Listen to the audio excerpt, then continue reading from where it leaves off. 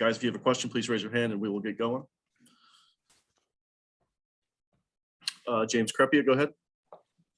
Tim, just going back to the Stanford game for a minute, give the thought process on 2-minute and the personnel you went with there, not going with dime and going with just the thought process of why you stuck with 2 interior D linemen and 2 inside backers. And if you could do it again, would you stick with that? And just the thought process of whether or not to go to dime in that situation.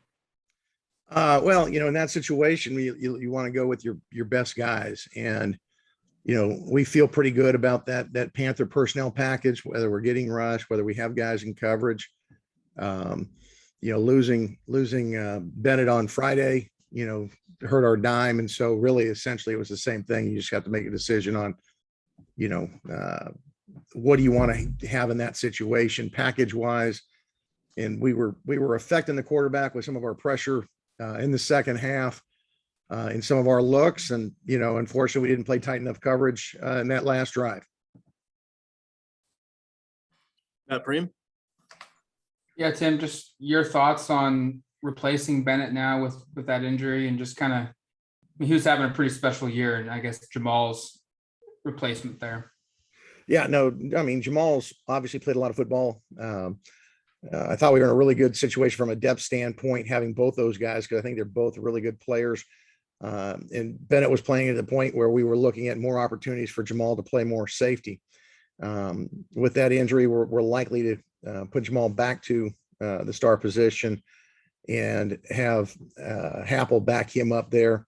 And Hap's a guy that's played some ball, and he's been safety. So one of his best attributes is that he understands and can play multiple positions. And so he'll have to do that as well. We'll go back to James. Yeah, kind of following with that, Tim. It gets through 5 games. I realized because so many different guys went down at different points, how you feel you've been able to employ situational personnel, whether it's heavy on the D line or dime, or I don't know if you use rabbits or cheetahs or whatever, but the designated pass rush situation, how much you've been able to employ what you've looked to. Have you shown all there is, or is there a lot more that we just haven't seen? Because then it does go down and you only have Hap and you didn't have Damon, and, obviously Swinson and Ajax have been out and other things. So just have we seen all that there is from a situational standpoint? No, clearly not. We've been a little bit limited, primarily due to injuries. And so you have to go with the guys that are available. And when you're playing younger guys, you're not as apt to put a lot of stuff in. You want them playing hard and fast and, playing effectively, and you put too much on their plate, they're going to slow down. So, they're getting better rapidly. We feel that this last week was really good for us to have our guys understand football more and be able to get some guys back from injury. So hopefully we'll be able to, have some more package stuff ready to go. Jeff Ferrudo, Cal Sports Report. Hey, Tim, Jeff Ferrado here. How you doing? I'm good, Jeff. How you been? I'm okay. Mario was on a couple minutes ago and he was talking about his impressions of Cameron Good, and obviously you know him real well. What have you seen from Cam this year, and then more generally, what have you seen from Cal's defense, which hasn't maybe been as good as it's been in recent years?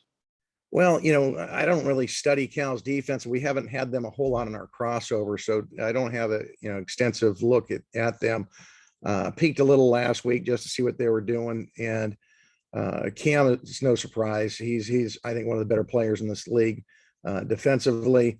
Very athletic guy, and really been impressed with the physicality of his play now that he's got some weight back. But I really can't comment on what they're doing defensively. I'm much more concerned about what they're doing offensively. Sure. Can you take me back a year or so to when they made the coaching position change with you, and how disappointing was that? And do you imagine, did that prompt you looking elsewhere and winding up at Oregon? My relationship with Coach Wilcox was very open. He was excellent communicating, on what his thoughts were, and I enjoyed working, there with him.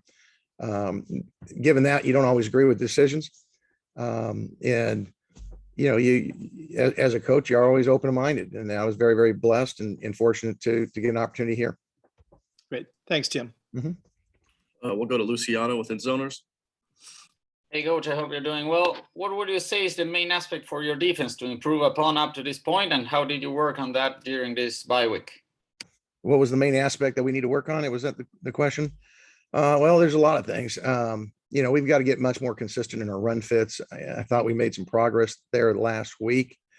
We've got to get off the field on third down, and until you get guys on the field and actually doing it, it's hard because you're not running live pressures against scout teams. So, the big thing is getting our guys healthy. We've got some guys that can rush the passer when healthy, and we've got to get those guys back. And I think this last week has helped us there.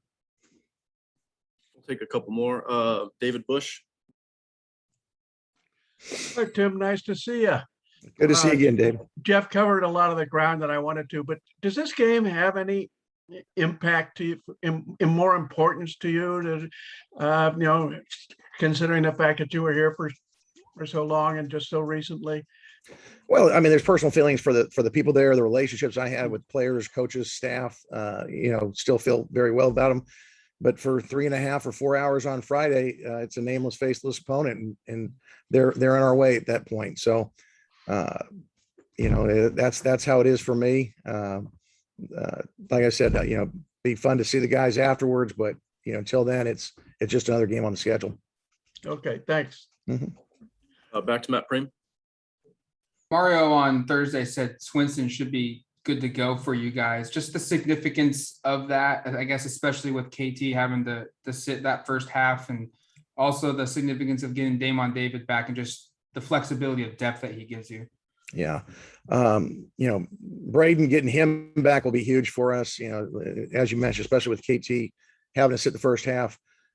He'd done some really good things, particularly in that Ohio State game when, KT wasn't ready to play those couple of weeks. And to lose both those guys, now you're down to, the next guy up. Obviously, your depth takes a hit. So getting him back, hopefully getting Mace back closer to full speed, where he had a week to heal up last week, getting Adrian Jackson and Jake Shipley back, as those guys have been dinged up. So all those guys, needed that rest, needed that time to get back.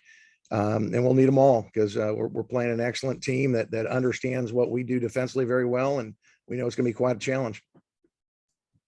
Last question, James. Tim, I was asking Mario about the in-season already discussions about targeting and not just in light of the last game, but there's been a lot of discussion about it. It's been going on some time about should there be a targeting 1 and 2, and it's not intent's not part of the rule, and how do you actually enforce intent and litigate all that? As a defensive coordinator, when you're charged with teaching the points of what to do and how to avoid it and all that, how would you like to see the targeting rule changed going forward? Because clearly that's been a hot topic and will be for the next several months. Yeah. First of all, you got to go back to the reason they added the targeting rule for the protection of players. And I think that's always got to stay forefront in our minds. As we teach our guys to tackle, we've been teaching for years now, you have to lower the target. You have to lower. The issue comes when the offensive ball carrier lowers his helmet at the same time you're lowering. And those are difficult. And I think they're difficult to officiate.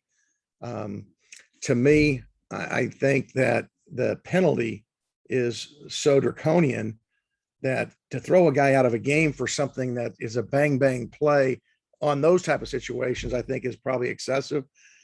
I would like to have some type of a situation where you see it targeting, right away, hey, that guy should be out of the game. And those are, to me, obvious. It's the ones that they're not called on the field, and you have to look at the replay and slow it down, go back and forth and say, oh yes, his helmet hit. I think that's a tough hurdle to be able to jump over to say he's out of a game for that. And hopefully they'll look at that. And again, I understand it's always about safety, and it's very difficult to officiate those. So until the rules change, I don't know, what our officials can do, and we'll just have to keep having our guys understand the significance of it. And obviously they do, and keep working on lowering their target and playing very, very safe. All right, Coach, we're going to wrap up there. Thank you. All right, guys. Thanks. Guys, thanks for the time. We're going to end this now. Thank you. Yep.